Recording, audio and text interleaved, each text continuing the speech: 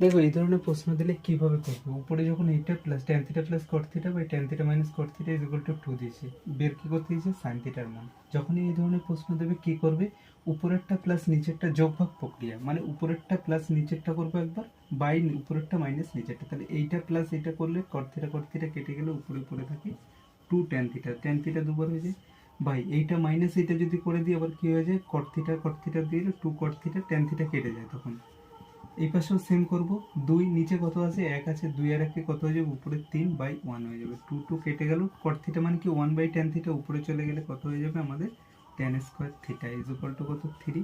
সুতরাং tan theta is equal two কত হয়ে গেল √3 হয়ে গেল, মানে কি এটা হলো tan 60 ডিগ্রির মান।